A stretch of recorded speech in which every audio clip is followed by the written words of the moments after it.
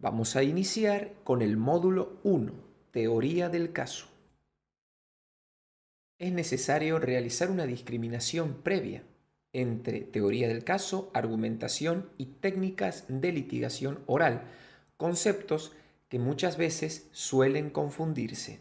El núcleo, el contenido de nuestro discurso es la teoría del caso, pues ésta dotará al mismo de congruencia. La argumentación, por su parte, es la lógica del discurso, lo cual dotará al mismo de coherencia. Y finalmente, las técnicas de litigación oral son estrategias de proyección del discurso a través de las cuales lograremos credibilidad. En otras palabras, la teoría del caso establece qué debo decir. La argumentación responde a la pregunta ¿cómo debo organizarlo? Y finalmente, las técnicas de litigación oral nos enseñan cómo debo decirlo. Según la doctrina, la teoría del caso es el planteamiento metodológico que cada una de las partes debe realizar desde el primer momento en que han tomado conocimiento de los hechos, con la finalidad de dotar de un solo sentido, significado u orientación a los hechos, las normas jurídicas y el material probatorio. En otras palabras, según la doctrina, la teoría del caso es una metodología que unifica las plataformas fáctica, probatoria y jurídica. De este modo, lo que la teoría del caso enseña es que no se puede estructurar ningún discurso solo tomando la plataforma fáctica o probatoria o jurídica o dos de ellas, sino las tres. Sin embargo, yo lo que voy a plantear es que más que juxtaponer tres plataformas, lo que debemos hacer es retroalimentar las mismas.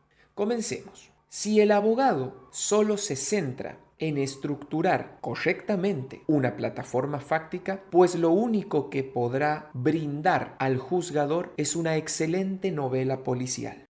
Si solo nos centramos en nuestras pruebas, habremos de realizar un excelente trabajo policial. Si solo nos enfocamos en la plataforma jurídica, seremos brillantes dogmáticos.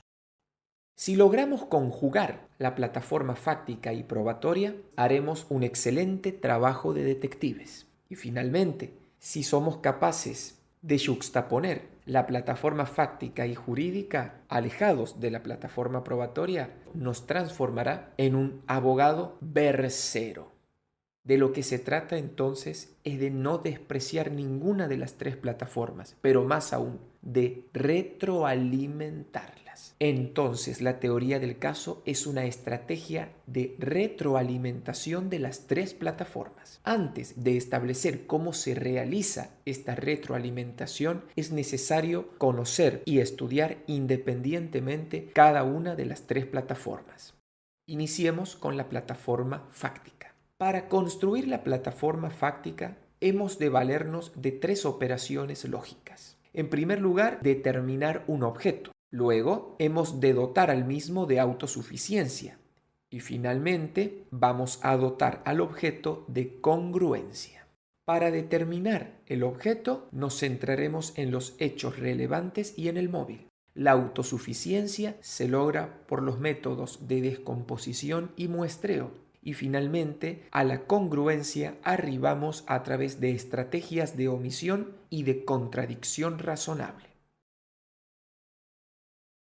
Los hechos son las circunstancias de tiempo, modo y personas. Es decir, son aquellos que nos responden a las preguntas qué, quién, a quién, cómo, dónde, cuándo y cuál fue el resultado. Los hechos relevantes son los que selecciona la norma, no los que yo creo o siento. Sostiene Michele Tarufo, un hecho relevante es el que la norma define y califica como punto de referencia de los efectos que la norma misma prevé. Es la norma la que funciona como criterio de selección, pues individualiza entre infinitos sucesos del mundo real. Puede ser que las circunstancias alegadas por mí no sean relevantes para la norma que yo creí aplicable, pues en ese caso debo conjeturar la aplicación de otra norma. Por lo tanto, la selección de los hechos relevantes es un ejercicio de conjeturas, una conjeturación, hasta que logro dar, de conformidad a la norma, con los hechos que verdaderamente importan. Finalmente, el móvil son las intenciones y circunstancias de las partes como también de los testigos.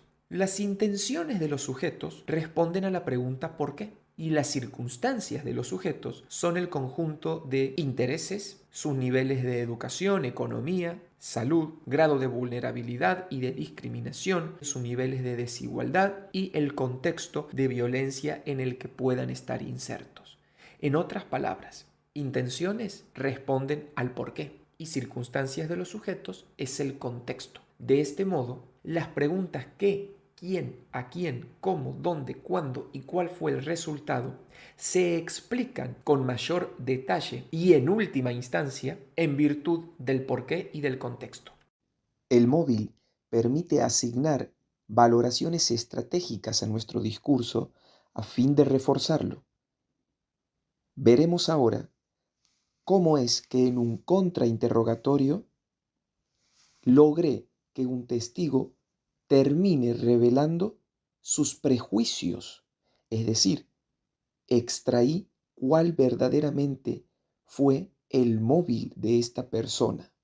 Es decir, hablamos cuando habla de filiación, ¿a qué se refiere? Color de cabello oscuro y Puede vestimenta. ser color de cabello, no recuerdo bien la afiliación que nos dio ese momento Renzo. Le comenté con Cristian y Cristian me dijo que esa persona podrían ser fulanos. Entonces con mi teléfono llamé al personal de la brigada que investigaran por ese sector, por ese lado. Esa podría ser la punta de la investigación. Claro. Y que así ha sido. No sabemos, para eso estábamos, para determinar. Pero de todos modos quisiera saber cuáles son esas características además del color de cabello y la vestimenta. Y un camperón que usaba la femenina.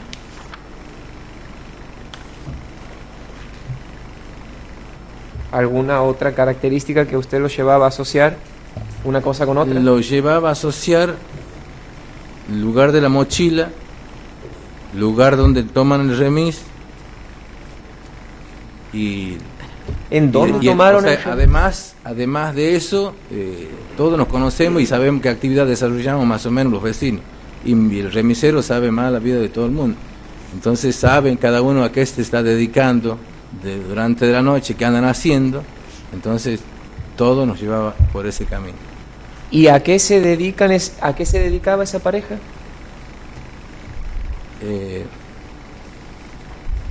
A la noche. Se No te dedica a la puedo noche. decir, No, eso, sí, diga. eso lo por favor. saben los remiseros, que saben a dónde lo llevan a cada cliente. Usted dijo que se dedican a la noche. Por favor, Sí. aclare eso. Que andan de noche sin tener una actividad precisa, pueden, si no tienen trabajo, se dedican a andar tomando, a esa actividad.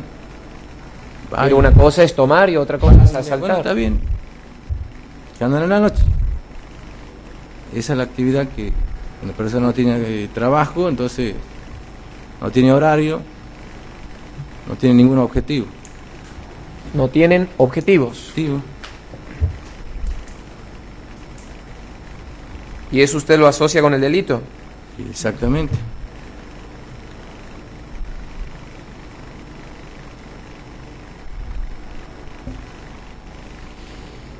¿Algo más, doctor? En segundo lugar, debemos buscar la autosuficiencia. La autosuficiencia es definida por Benavente Chores como un proceso que implica desmenuzar los hechos materia del proceso, sin caer en generalidades. Los detalles son vitales a la hora de establecer la responsabilidad o no del imputado. No hay que dejar nada por asentado, presumido o sobreentendido. Ahora bien, ¿qué sucede si el hecho es complejo? Para contestar esta pregunta debemos diferenciar entre el hecho reductiblemente complejo y el hecho irreductiblemente complejo. El hecho reductiblemente complejo es aquel que está compuesto por múltiples eventos o momentos que sin embargo son identificables. Es en este caso donde cobra plena vigencia la técnica que nos enseñan los autores o la doctrina general en cuanto a que debemos desmenuzar o descomponer los hechos, es decir, probarlos uno por uno. En cambio, cuando el hecho es irreductiblemente complejo, debemos recurrir a una metodología denominada por Michele Tarufo como prueba por muestreo. Sostiene Tarufo, se está ante una prueba por muestreo cuando, en realidad, se prueba algún momento de un hecho que se prolonga en el tiempo. La prueba de los otros momentos no es directamente ofrecida, de forma que se puede decir que el hecho no es integralmente probado. Se obtiene solo por extrapolación de la prueba parcial y de la falta de prueba contraria.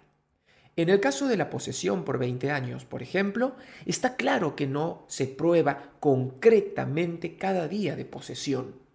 En cambio, se prueba que aquella se daba hace 20 años y se da todavía 20 años después. Estos segmentos de tiempo, conjuntamente con la ausencia de demostración del cese de la posesión durante ese periodo, son considerados normalmente suficientes para derivar la prueba de la posesión por 20 años. Así pues, esta no se prueba integralmente de forma directa, se prueba por extrapolación, en la medida en que los segmentos de tiempo directamente probados permitan defender la duración continuada y completa de la posesión. En tercer lugar, debemos crear tópicos y etiquetas. El tópico es el tema, frase emblema, una calificación de los hechos. Las etiquetas son términos favorables para referirse a los hechos, cosas y personas asociadas al juicio. La repetición del tópico y las etiquetas correspondientes a lo largo del proceso es una técnica muy eficaz de transmisión de la teoría del caso al juez. En los ejemplos vemos cómo ciertos periodistas son capaces de establecer brillantemente tópicos y etiquetas. En cuarto lugar, debemos procurar la congruencia. Para entender la congruencia, decimos que podemos tener dos clases de hechos relevantes, los hechos fuertes y los hechos débiles. Un hecho débil lo puede ser por contradicción o por omisión. Pues bien, la congruencia se logra cuando a la contradicción ofrezco razonabilidad y a la omisión o laguna ofrezco estrategias de omisión. Un discurso contradictorio es aquel que se niega a sí mismo. Es aquel que afirma a la vez dos o más elementos incompatibles lógicamente entre sí. La contradicción es inevitable en el discurso, como bien sostiene Weil. Máxime, agrego, si se trata de un discurso complejo, caso del discurso jurídico, cuya complejidad está dada por la interrelación entre hecho, prueba y norma.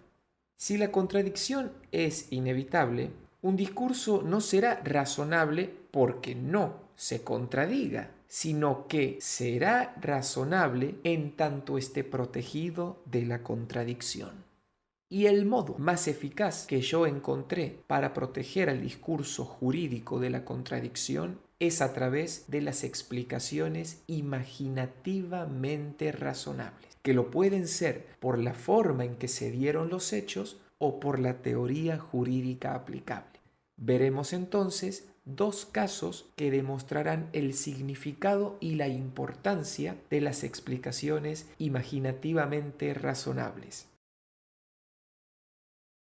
Pero el discurso no solo puede contener contradicciones, sino también vacíos u omisiones en la serie de circunstancias de tiempo, lugar, persona y modo, los cuales son denominados lagunas, que por supuesto, al igual que las contradicciones, son propias de la comunicación humana.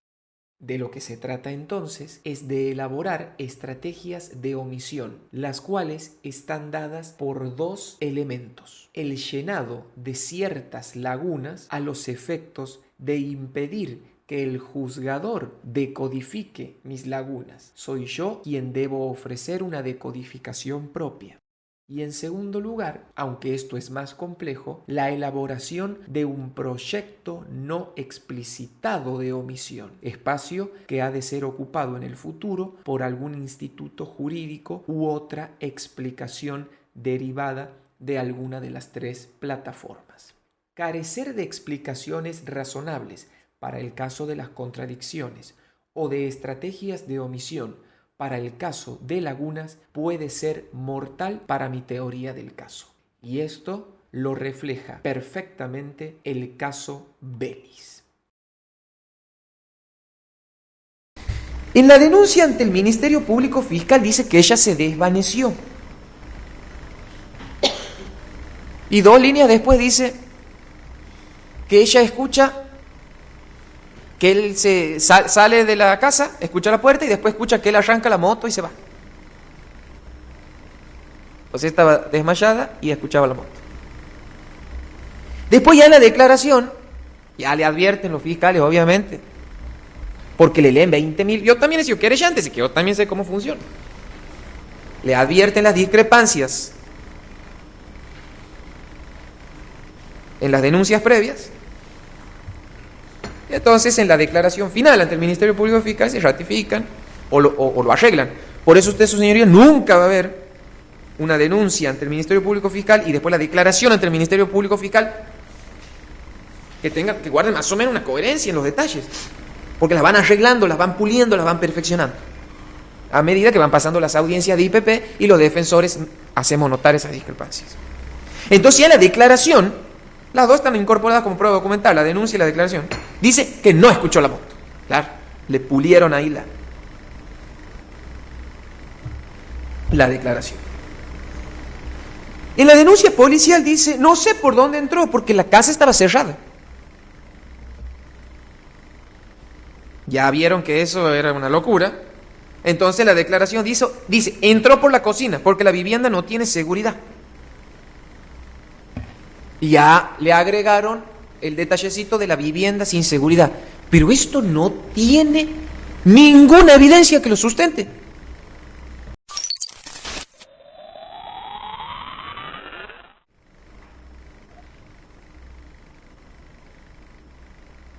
Confirmó que no vivían juntos, como tantas veces se dijo. Él aparecía y desaparecía. Ella siempre supo que era un hombre comprometido. Yo le dije, fíjate, estaba muy enamorada de él y le frustraba ser la segunda. La amiga habló, lo dijo, lo confesó. Le frustraba, usó esa palabra.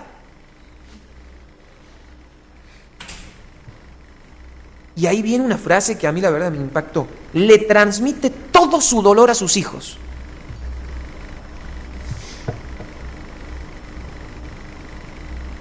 Llamaba la atención.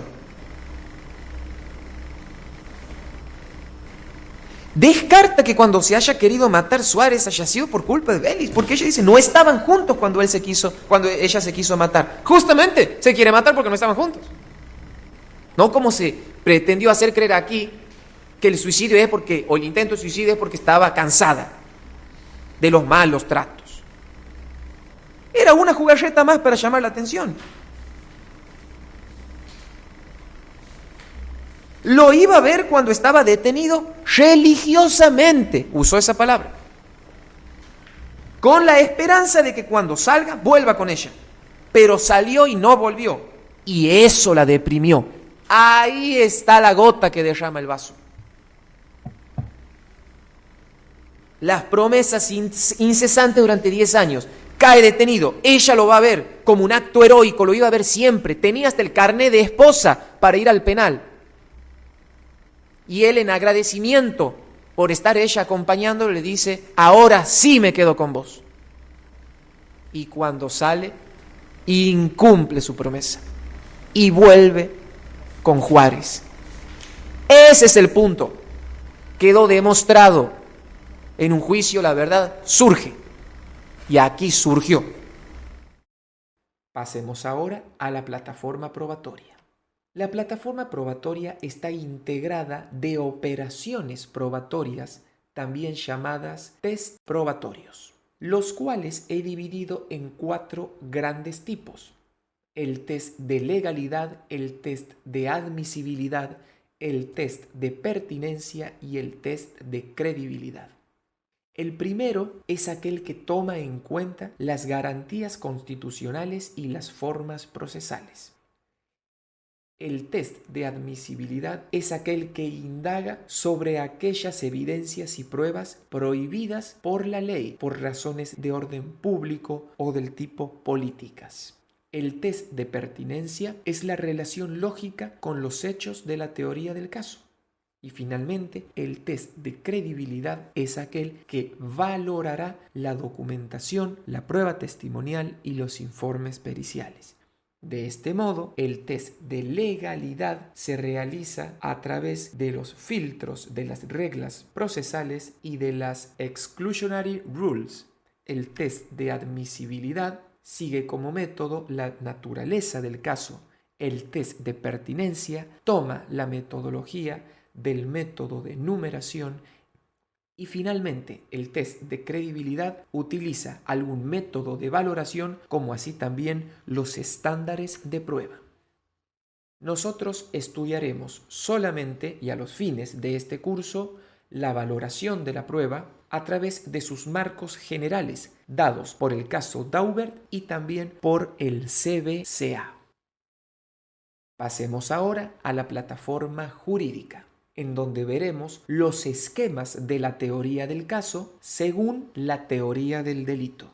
Habrán 2 esquemas, uno general y uno más específico, relacionado con causales de exculpación.